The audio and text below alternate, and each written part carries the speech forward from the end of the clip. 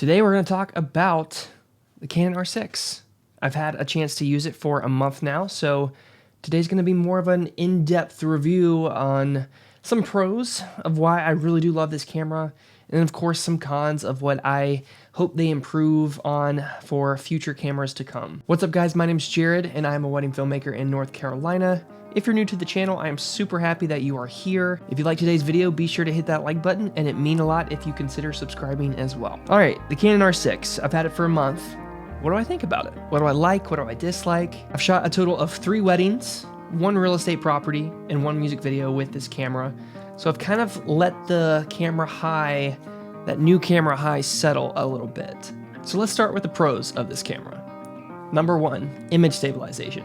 I've preached this before in several videos, and honestly, that is why I really loved the GH5, was because of how amazing the internal image stabilization was in that camera, and the R6 is definitely up to that standard. The image stabilization is absolutely incredible in the Canon R6, and honestly, this is just as good as the GH5, except you're getting full frame, which is another added bonus. Number 2 is going to be the battery life, and honestly, this kind of surprised me, because I thought with the added 10-bit and all the extra data that this camera is outputting that the battery life would kind of suffer. But honestly, 1 battery got me at least 2.5 hours of record time at 4K 60. Add a battery grip to this camera and you'll get around 4 hours of record time. Now, of course, this is limited to how you are shooting on the day. For me, at weddings and music videos, I'm very selective with how I am navigating through the shoot and the environment, so I'm very selective with my shots. If you're one of those filmmakers that shoot more long formats on the day, then the battery life may be less than what I've experienced, but from my experience, I've gotten 2 hours on 1 battery and up to 4 hours with the battery grip included. Number 3 is going to be the menu, which is something that I've always appreciated from Canon, is having a super simple, very sleek, very clean menu system. Navigating through what I need when I need it, and just being able to quickly dial in my settings at any given moment, especially with the R6, being that it does have the APS-C mode, which is incredibly beneficial and I use it a ton. So being able to switch to that mode quickly is really important to me. Number 4 is going to be 10-bit in all modes. I know from a filmmaker standpoint, and especially from a wedding filmmaker standpoint, we have been complaining about not having 10-bit in these cameras, and now that we finally do, it is just, the wait is over. We don't have to sit and complain anymore. Now we have the ability to shoot in 10-bit in all modes, which is absolutely incredible. This is and should be a standard in any camera moving forward that puts an emphasis on video. All right, number 5 is going to be autofocus. And it's no secret that Canon has had some of the best, if not the best, autofocus in the game. This camera's autofocus is absolutely insane and super fast. The AF system is crazy sensitive and can react in 0.05 seconds, and you can even adjust the servo settings if you want to decrease the tracking sensitivity or even increase the acceleration. Personally, I use the default settings that came included with the camera. They're just super fast, and especially from a vlogger standpoint or someone who is just looking to start shooting right away, this camera is really great for that. Personally, my favorite is being able to touch focus, especially when I'm doing a lot of gimbal work. Having that touch to focus feature has really gotten me out of some tight situations. And even creatively, I can be at a 2.8 or even a 1.8. I can touch to focus and still have the shallow depth of field in my image, which is something that I always love. Give me all the bokeh. Number 6 is going to be the dual SD card slots. This is honestly a must-have for a lot of these consumer-based DSLRs, mirrorless, even cinema cameras. Being able to have a reserve card for when you do fill up that first card slot, especially in the R6, considering that it does consume a little bit more data than what I'm used to. So having another card in there to switch to automatically has really just saved time and got me out of some tight spaces.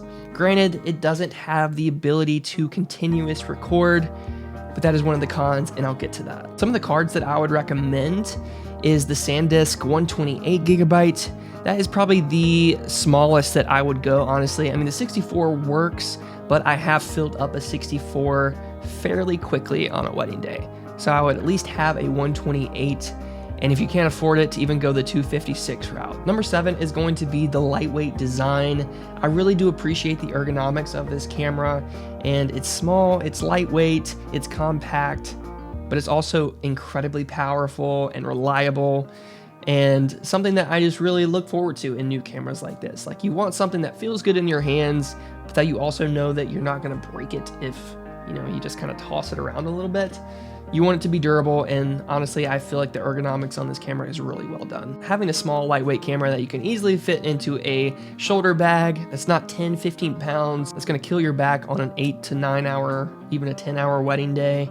So having something lightweight is definitely very beneficial for that. Number 8 is going to be the versatility that this camera offers, being that it is an incredible photography camera as well. Ringing in at a 20 megapixel full frame camera, I mean, you got insanely powerful autofocus, eye tracking, face tracking, head tracking, you name it, all the tracking. This camera is just an absolute beast when it comes to video and photo. And number 9 on the pros is going to be the C-Log and the EOS Assist feature that the R6 and just the R line in general have introduced. I have really enjoyed working with C-Log and just diving into that color palette and working through those kinks and seeing what works and seeing how far I can push those colors, and seeing all the dynamic range available has just been really fun for me. I just love color. I kind of nerd out over that stuff, so you might not like it if it's super flat and you get frustrated on how to convert that. If you aren't a fan of C-Log and you want to use more of a neutral profile, I have on screen what I use for the neutral profile, and honestly, I think right out of camera,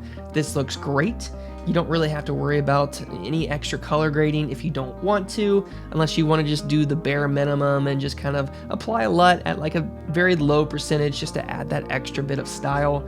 That's totally a good route to take as well. All right, so now let's talk about the cons, because let's face it, every camera's got them. Number 1 is the image stabilization wobble. Now, I have seen so many complaints about this. Personally, I have not experienced this because I don't shoot at a super wide focal length, but I have heard that if you are at around 16, sometimes even 24, that you can get those weird wobbles, jello-like footage. Personally, I would just recommend utilizing a gimbal and turning off the image stabilization for that, just to have like that quick fix if you need it. But I do understand though, because my GH5 did have this as well.